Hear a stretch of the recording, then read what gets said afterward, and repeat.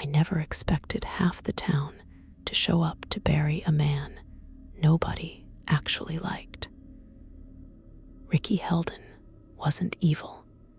He was one of those broad-shouldered, loud firemen who turned every conversation back to himself. The guy who'd retell the story of a kitchen fire he put out and ate like it was Vietnam. Still, he'd been part of the scenery here. And in a small town, even the people you can't stand feel like support beams. But the mood at his funeral wasn't grief. It was fear. No one cried. People huddled in tight clusters, whispering, watching the tree line instead of the casket, flinching at shadows that weren't there. Off to the side, Mrs. Harland kept muttering, "It's earlier than last time, behind me." Two older men stood near the pines, speaking too low for anyone but me to catch. It started again. 27 years like clockwork. Thought we had more time. I pretended not to listen. I'd grown up on this kind of talk, stories about the black cycle, the curse, the way every 27 years someone in town died in a way that didn't make sense. To me, it was always superstition spackled over random tragedy. Small towns love patterns, even if they have to invent them. But this felt different, because no one could explain how Ricky burned to death inside an empty grain silo. There was no investigation, no state fire marshal, no outside agencies, just a closed casket funeral and a quick burial before anyone from outside could start asking questions. And the silo itself, I'd driven past it on the way to the service. The entire structure was gone, reduced to a flawless black circle of ash on the ground, like somebody had pressed a giant branding iron into the earth. Ricky had been in the center of it, what was left of him anyway. After the service, people loitered in tight, anxious knots, murmuring like spooked cattle. The same phrase kept surfacing, carried from group to group. "It's the vault. The vault's waking up." That was what decided it for me. I knew I wouldn't sleep if I didn't see the site myself. I waited until sundown, until the sheriff's cruiser left and the road emptied, then drove back out to what used to be Heldon Silo. The fields were still, too still. No wind, no insects, just a ring of dead silence around that perfect ash circle. Up close, it felt wrong. It didn't look burned so much as altered. The concrete base was fused into a dark, glassy plate, rippled like cooled slag. I crouched and ran my fingers across it. Smooth, melted. In the center, where Ricky had died, the scorch pattern narrowed into an oval wide at both ends, pinched in the middle, jagged along the edge. Teeth, a mouth, open. I stood, heart pounding. That cold, bright sensation of recognition crawling through my chest, even though I'd never seen anything like it. I left before I gave my brain time to assemble what I'd just witnessed. That night, I dreamed I was underground, my hands scraping through earth, uncovering teeth the size of gravestones, Far above, something enormous exhaled. Patient, hungry. I called in sick the next morning. Every time I shut my eyes, I saw that shape in the silo floor. Those serrated edges, that impossible symmetry. Like a fossil of something that had taken one experimental bite out of the world and gone back to sleep. Instead of clocking in at the hardware store, I drove to the town museum. It was more storage unit than institution, an overgrown attic full of items nobody wanted to throw away or remember. Cold, dusty, dim. I need to do some genealogy research, I told the curator. She barely glanced up from her crossword. Archives are downstairs. If anything bites you, it's not our liability. Comforting, I muttered. The archive room smelled like mildew and paper on the edge of disintegration. Rows of dented metal filing cabinets, boxes sagging at the corners, old town ledgers and newspaper reels older than anyone still living here. I started with the obituaries. 1890s, 1910s, 1930s, 1950s. As I flipped through, a rhythm surfaced, whether I wanted to see it or not. Every 27 years, the number of deaths spiked, always with at least one that didn't seem to belong to the world. An old man engulfed in a house fire that left the rest of the building untouched. A pastor found hanged in his own church rafters, feet inches from the floor. A child drowned in the town like during a drought so severe the shoreline was 30 feet out from where it should have been.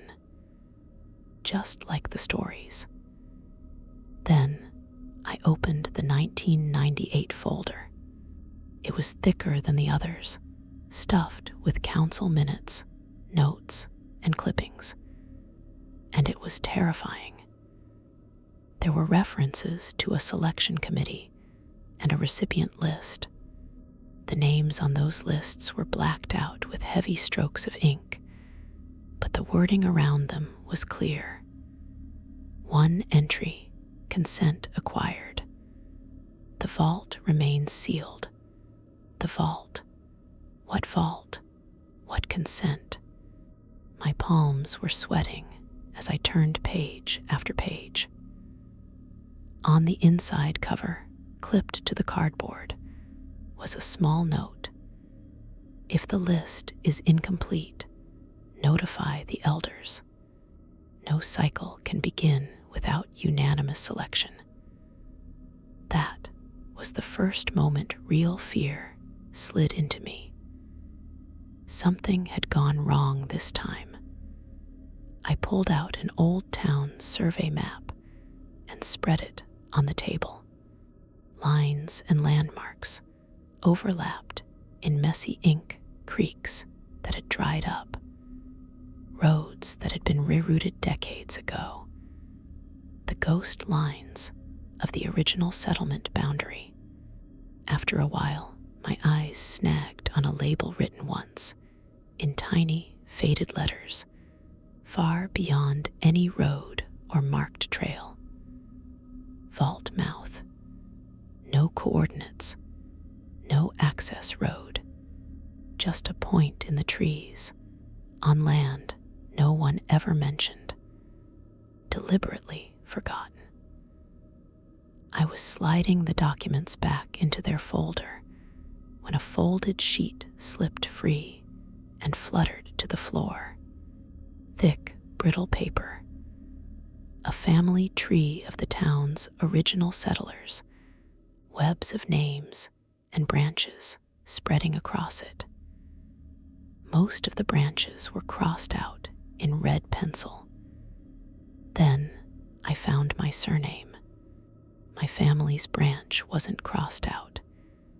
It was circled, hard, several times, deep enough to tear the fibers. Beside it, in the same red pencil, to seal the mouth, the room shrank around me. The air cooled. Hair rose on my arms in a slow, crawling wave. Whatever this was, my family hadn't just been involved. We were central.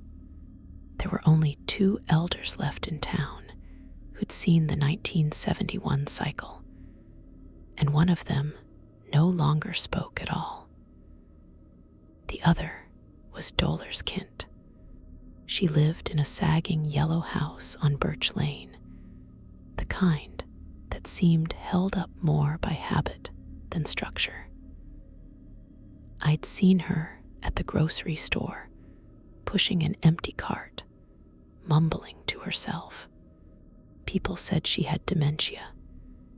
They also said she watched her whole family die over one October. Both rumors could have been true. I knocked. No answer. I was about to step off the porch when a shadow moved behind the lace curtain. Locks clicked, one after another. The door opened just wide enough for one sharp gray eye. "You're the Moroft boy," she said. I didn't bother correcting her. I didn't know whether she meant my father or me. Inside, the house smelled of old carpet, stale medicine, and dust.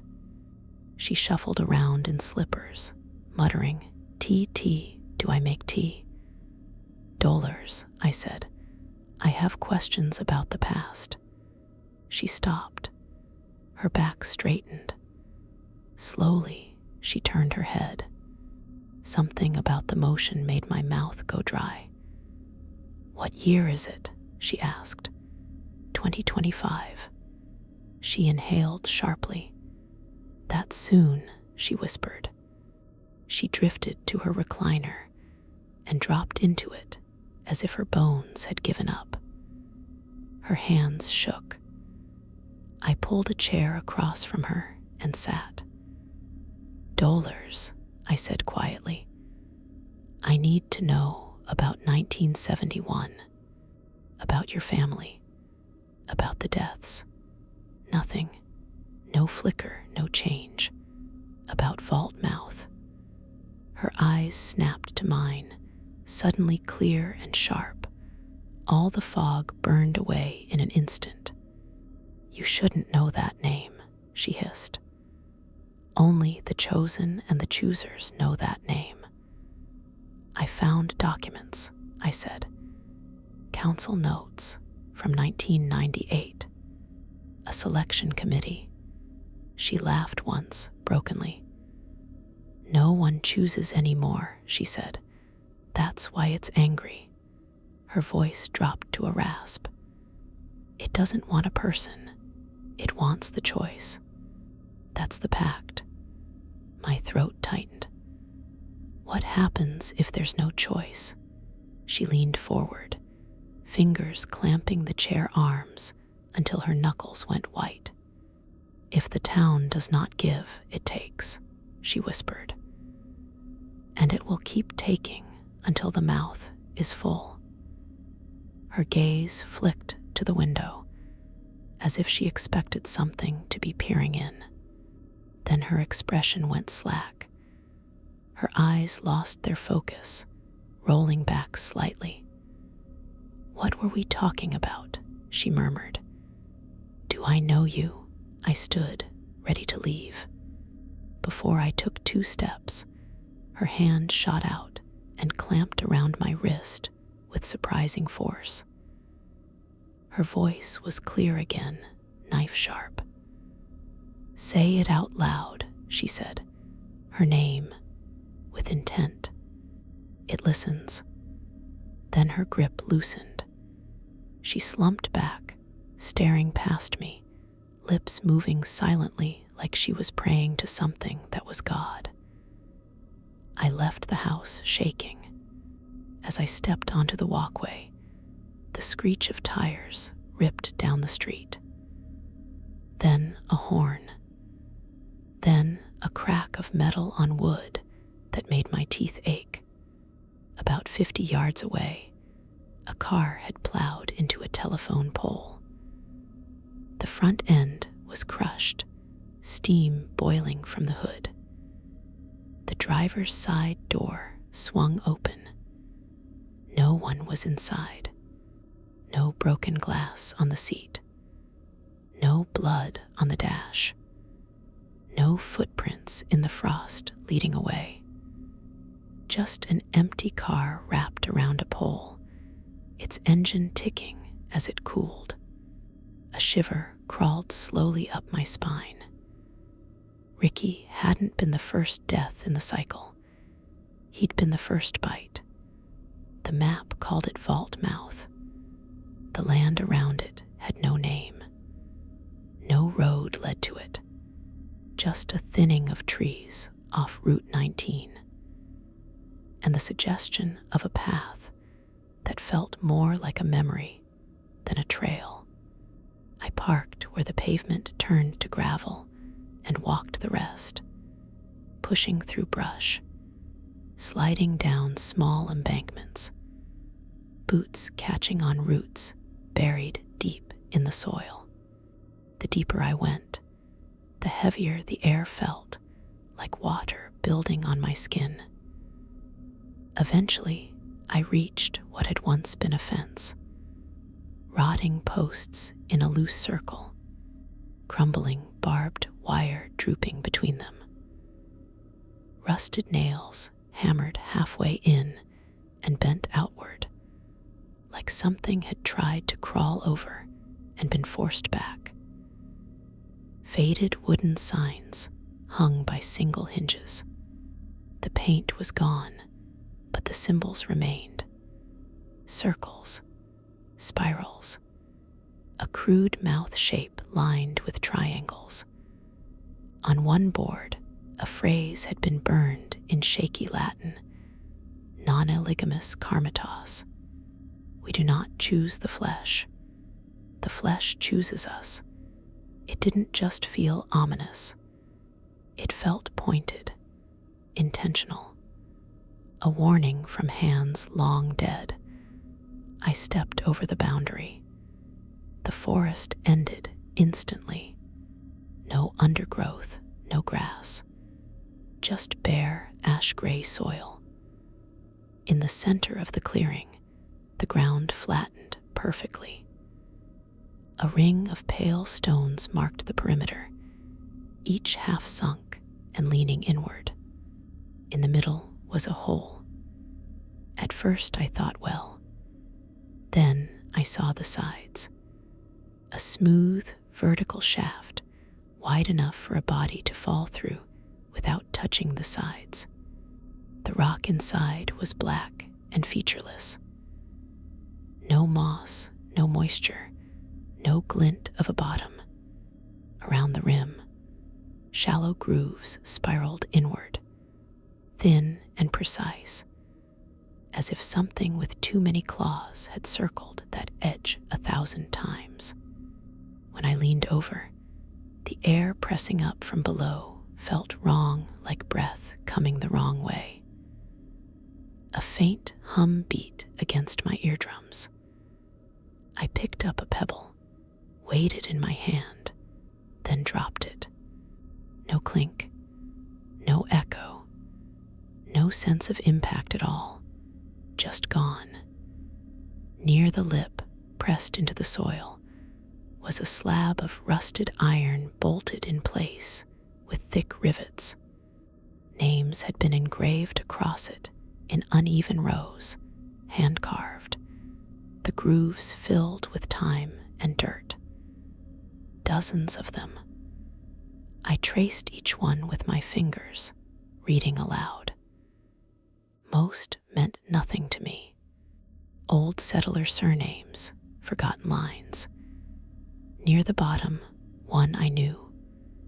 Walter Moorcroft, my father, the last name on the list. My breath locked in my chest. He'd never mentioned this place, never hinted at any of it.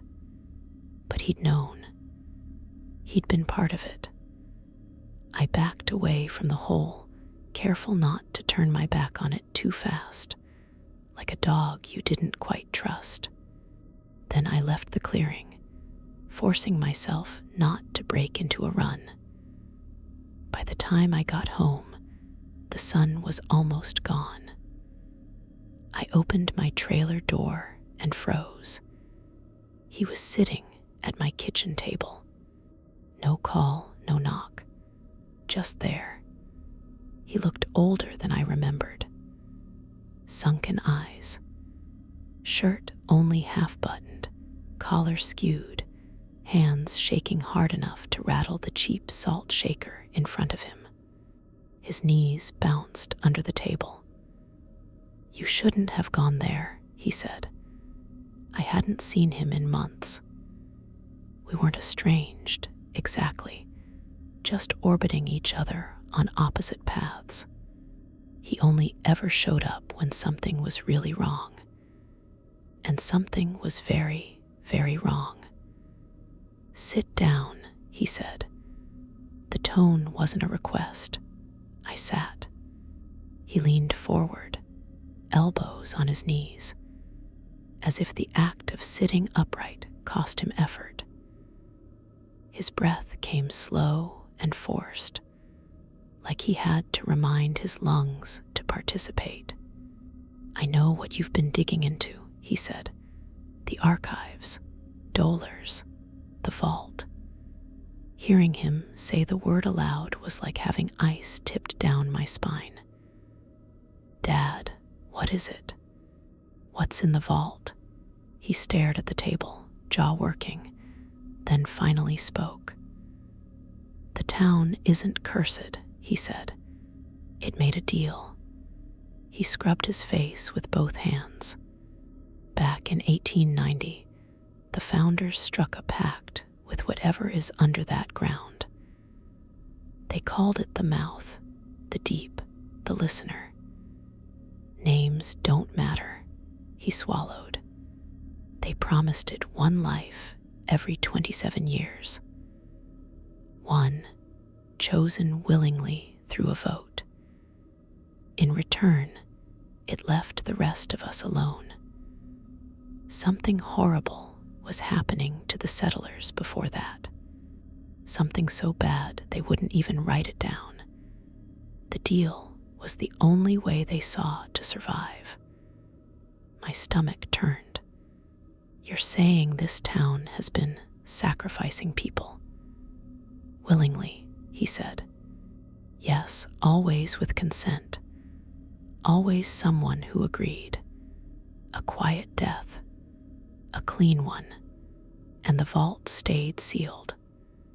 I must have made a face, because he added, "You think they wanted this?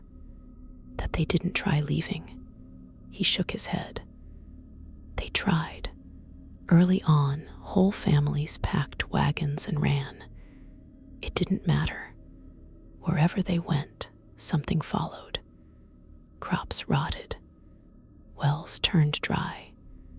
Children got sick. And then there was always," he lifted one trembling finger, "one death, final, ugly, like the mouth had to remind them you can't cheat hunger. You can only feed it." He looked up at me. "That's why they settled here in 1890. Not to keep people in, to keep something from following them out." I was on my feet before I realized I'd moved. "I know how it sounds," he snapped. "I know. But you weren't here for the years the vote didn't happen. When people doubted, when they resisted." His eyes had gone distant. "Those years were hell." I paced, trying to find anything in it to reject. "So what happened this time?" I demanded. Why did the fireman die? Why are people disappearing? What changed? This year, he said quietly. Nobody could agree. I stopped. The council argued for months. Half the elders died off. The younger ones don't believe anymore. They think it's all ghost stories. He gave a humorless little laugh. Turns out belief doesn't matter. Responsibility does. His voice dropped. There was no vote, no selection, no name offered. My mouth went dry. So Ricky was taken. Yes, but it doesn't count. It wasn't an offering. He leaned forward, eyes boring into mine. It has to be chosen, not just a death. The words sank like stones. The vanishings, the crash, the way the air itself felt charged and wrong. The pact was broken. The vault was hungry. And if no one chooses, I asked. For a long moment, he said nothing. When he finally exhaled, it sounded like something tearing. Then it's up to the collector, he said. I frowned. What does that? He cut me off. The collector isn't a person, he said. It's a role, passed down a bloodline. Every generation has one. His voice cracked. And if the town won't choose the sacrifice, the collector must. A cold pressure settled under my sternum. No, I said. Dad, no. You're not saying. He shut his eyes. It's you, he whispered. After he left, I didn't sleep. I sat at the table, replaying the visit to Vaultmouth, the scrape of my fingers over the iron plate. Walter Moorcrofttoft, my father, the previous collector, now passed on to me. He still hadn't told me everything. Not even close. So I went to his house the next afternoon, let myself in with the spare key I knew he kept over the back door. In the guest room, under the bed, was the locked footlocker he'd been hauling from place to place since before I was born. He always said it held hunting gear. The combination was the same one he used for everything. Inside, no guns, no knives, just journals. Stacks of them, edges curled, covers soft with use. Most of the early pages were dry, weather notes, council minutes, obituaries, with certain names underlined. He'd been tracking cycles since before I could read. Then the handwriting changed. The tone went from record-keeping to witness. One page. It speaks in symbols now. Dreams. The hum in the trees isn't wind. It's waiting for its name. Another, when the collector is called, the chosen cannot offer themselves. The collector must choose. This is the pact. The old way, not by death, by right. The words collector and Vaultmouth appeared over and over, sometimes capitalized, sometimes underlined in red.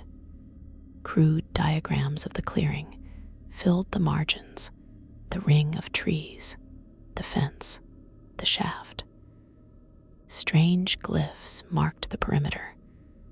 Some looked like runes. Others looked like rows of teeth. One sketch showed a lone figure at the edge of the hole, with arrows pointing inward, as if their presence alone completed some circuit. Then the entries shifted again. He wrote like a man living through a slow-motion disaster. The sky wrong, the lake wrong, the town unraveling because Walter, my father, hadn't chosen when he was supposed to. It mirrored everything happening now.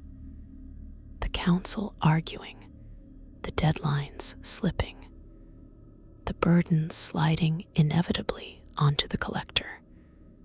One to die so many could live. That night, the vault came for me in dreams again.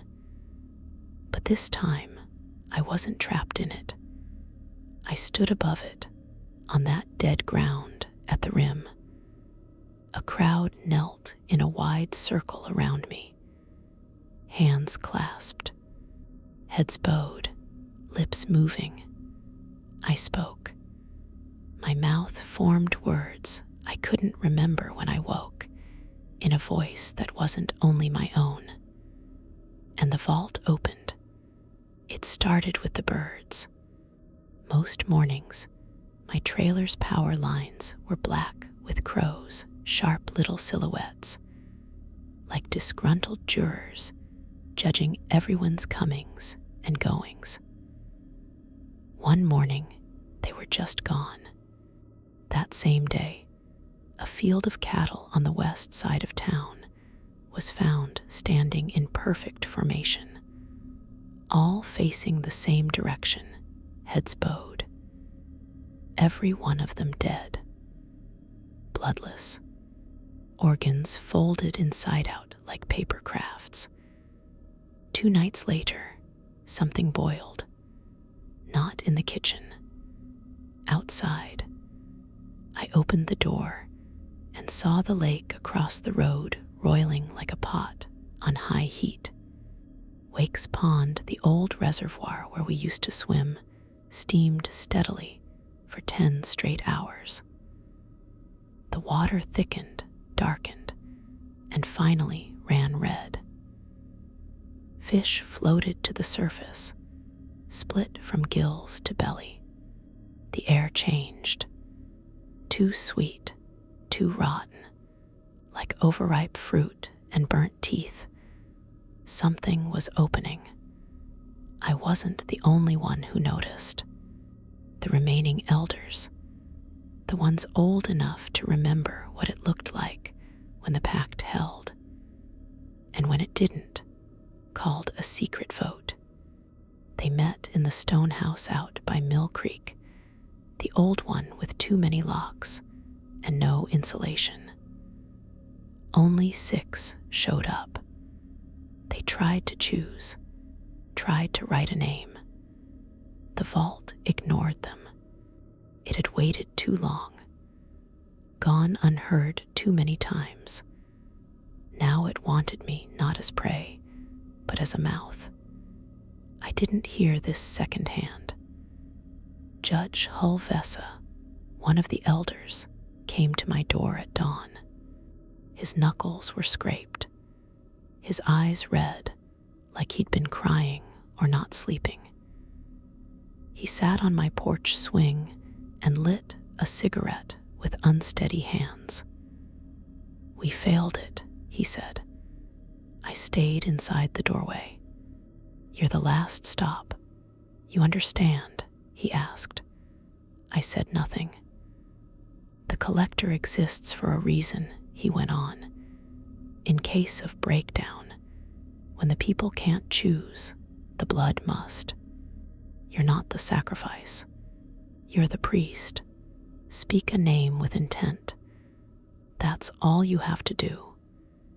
He took a drag, exhaled. "If you need suggestions, I can get off my property," I said. "I'm not killing someone so a town that created this mess can pretend its hands are clean." "You're offering," he said. "That's different." I slammed the door, but the ground kept humming.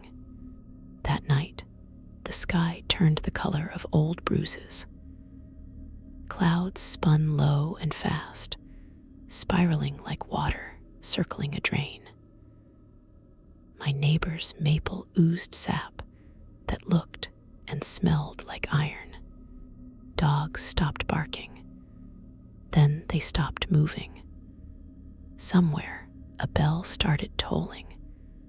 No visible source, just a low, steady vibration in the soles of my feet. Something was uncoiling. The vault was no longer sealed. Not fully. At 3:21 a.m., my phone lit up with a text from an unknown number. Choose. By morning, Dolar's Kint was dead. They found her in bed, hands folded like she was in a pew, face relaxed in a faint smile. No sign of struggle, no trauma, just gone. Between her palms was a yellowing card, handwritten, addressed to me. Name the chosen. They hadn't bothered to hide the records. Maybe they wanted me to find them. The room under the old town hall wasn't in the renovated wing. It was in the original limestone basement, where the air tasted like mold, and the buzzing light made you feel like a trapped insect.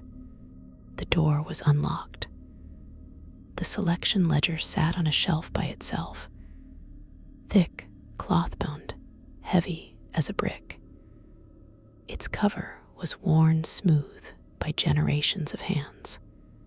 Inside, pages of names, dates, and cramped cursive. Some entries over a century old. I flipped to the newest section. The first pages read like evaluation's name, age, job, notes about family, finances, community standing. Then, in red ink, circles around certain entries. Candidates. Beside each circled name, clinical assessments. Approaching end of life. Minimal surviving kin. Historically low civic contribution. Cold arithmetic. Then, in a different hand, softer script, came the counterarguments. Younger ink over older choices. Marlene Gillard, 84. She still tutors at the library. Her great-granddaughter just got into college. She brings hope to her family. This would destroy them. Thomas Harvey, 58. Disabled vet, teaches woodworking. Mentors troubled kids. PTSD, this wouldn't be ethical. Alicia Norris, 41. Chronic illness. Started the grief circle after the 1998 death. Manages the town website. Choosing her would send the wrong message to others with chronic conditions. George Amlin, 71. Ex-con. He served his time. Runs the food pantry. His death would confirm every stereotype we're trying to outgrow. Every name had an objection. Every potential sacrifice, a plea. They weren't monsters. They weren't looking for easy victims. They were trying to be kind, to be better, to refuse the calculus their grandparents had accepted. The last page wasn't even finished. A few names, heavily circled in red, then scratched over as if the pen wielder had lost patience and hurled it away. In the margin, one sentence in newer ink. There are no perfect deaths. Below it, faint pencil. Then maybe we stop pretending it's worth choosing. Under that, in thick, angry pen strokes that pierced the paper, then we die together. I closed the book. The vault was right. At this point, it wasn't a sacrifice. It was a failure. That night, I dreamed of the spiral. This time, I wasn't standing on the lip or buried inside it. I was moving down through it slowly, without steps or rope, sinking as if the air beneath me had turned to water. The stone walls around me shifted. First, they were rock, then ribs, then roots, then rows of open mouths breathing in unison. At the bottom, where sound should die, there was light, warm, rhythmic, the thud of a buried heart. I didn't hear words, but I felt them in my bones. The town agreed to the cost.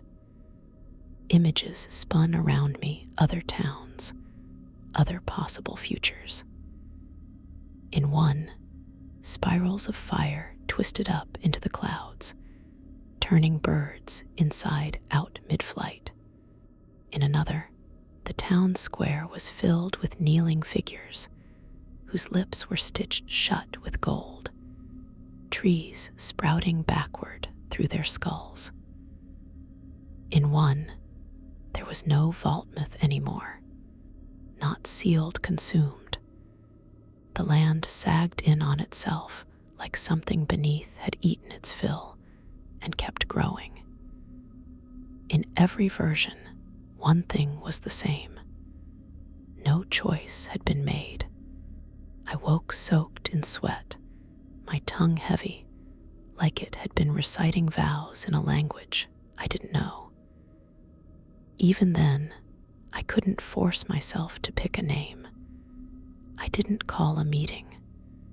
They came anyway. One by one, the elders filed into my living room, Hull Vesa, Miller, the others. Behind them, the younger council members slipped in, the same ones whose gentle notes filled the ledger margins. No greetings, no small talk, just a heavy expectation settling over the room. "It has to be now," Vesa said. "We're out of time." Miller raked a hand through her hair. "You've seen the sky. You've read the list. You know what happens if we don't." My throat ached. "I'm not choosing," I said. "Not one. Not any of them." Silence dropped like a stone. Then the atmosphere shifted. The younger members, the ones who had written all those arguments about fairness and ethics, about community pillars and messages sent, hardened. Their faces closed. Devellin, one of the newer councilmen, stepped forward, jabbing a finger at the ledger on my coffee table. "Just pick someone from the marked list," he snapped. "Anyone. Marlene's old. Norris is sick. Elroy's basically retired. It doesn't matter. Just choose." These were the same people who'd written, "She brings hope." He mentored my kid. She kept this town together after the last cycle. Now they sounded like accountants balancing a ledger. "It's them or us," Devellin said. "Don't pretend it's complicated." Something inside me twisted. I shoved the book away. It slid across the floor and slapped against the wall. "If you're so eager for a name," I said through my teeth, "pick one yourselves." "We can't," Vesa whispered. "It won't listen to us anymore. It only listens to the collector." "Then you're all screwed," I said, "because I'm not playing priest for a monster."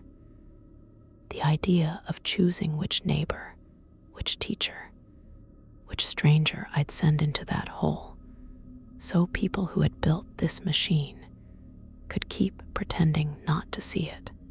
It was too much. The room went very still. They stared at me as if I'd struck some sacred object. But no one moved. No one tried to argue. They just waited, hollow-eyed, hoping fear would make me fold.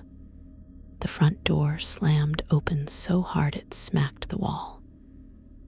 My father burst in, breathless, wild-eyed, sweat plastering his hair to his forehead. "You stupid boy," he roared. "You think this is a joke? You think you get to say no?" I thought he'd yell. Maybe grab me by the shoulders. Try to scare sense into me. I didn't think he'd tackle me. My head hit the floor hard enough to explode white behind my eyes. Before I could inhale, his fists were on my shirt, hauling me up and slamming me down again. "Say a name," he snarled. "Just say the goddamn name." At first I thought he'd stop, that this was anger, not intent. Then the blows kept coming. My vision doubled. My teeth clacked together. Blood pooled warm in my mouth. Behind him, the elders hovered, frozen, some horrified, some relieved. My father's face was inches from mine, twisted with rage and fear. "You're supposed to keep it sealed," he hissed. "You're supposed to be better than this. I had to do it. So do you, just say it." Another slam. "No wonder your mother left. No wonder I left. You were always weak, always a disappointment, just like now." He wasn't trying to shock me anymore. He was trying to beat a decision out of me. The ringing in my ears grew louder. The room tilted. I felt myself slipping, edges fraying.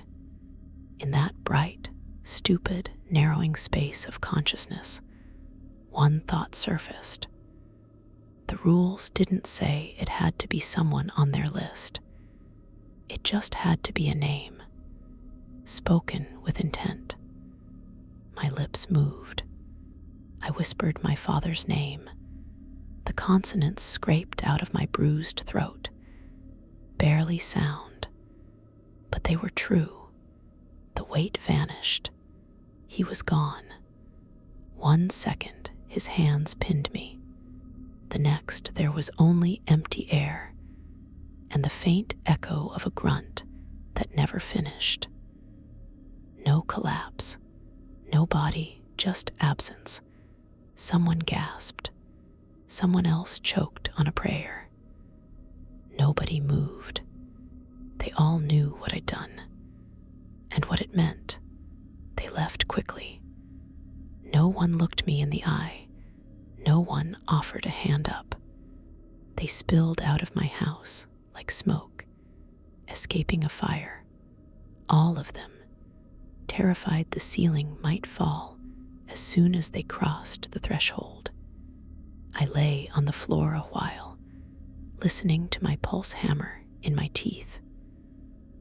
Eventually, I dragged myself to the window. The sky was clearing. Clouds unwound back into their normal, formless drift. The bruised color bled away. The trees outside stood still and ordinary. The hum under the ground had gone quiet. It was over. My father was the sacrifice. The vault was fed. The cycle reset. The town healed fast. That was the strangest part. Within weeks, people slid back into routine. Not exactly as before, but close enough. The butcher reopened. Kids went to school. The mayor cut a ribbon on some pointless new park bench. Nobody talked about the lake. The water stayed ruddy and wrong. Everyone pretended not to notice. The selection committee resumed meeting in their locked rooms. Fewer voices now. Longer pauses. They didn't invite me. I didn't ask. But there was one place I hadn't gone yet. One door I hadn't opened. My father's house sat off the main square between two nearly identical ranch homes, the kind of ghost suburb the town built during one optimistic boom that never arrived. Inside, it was exactly what I'd feared. Sparse furniture, a sink full of crusted plates, frozen dinners stacked in the freezer, a recliner with a permanent dent facing a TV tuned to sports by default, a life half-lived. It smelled like old coffee, dust, and a man who hadn't known what to do with his own silence. On the coffee table sat a folded piece of paper with my name on it, written in his blocky, stubborn handwriting. I opened it. If you're reading this, then I went through with it. I'm sorry you had to see it. Sorry you had to be part of it. I never wanted that for you. That's why I left. But I had to make sure you'd do it. I couldn't risk you freezing up like the others. I know you. I raised you. You were always the good one. When you were little, you gave your Halloween candy to the kids who were too scared to trick or treat. You cried when we passed Roadkill. That's the kind of heart you have. Big, honest, kind. But a heart like that doesn't save this town. It never has. I said things I didn't mean. Did things I never wanted to do. You have to know, I needed to make myself into the enemy. I needed to give you somebody worth condemning. If you hated me enough to speak my name with weight, then you'd survive. And the town would too. That was always the deal. One name spoken with intent.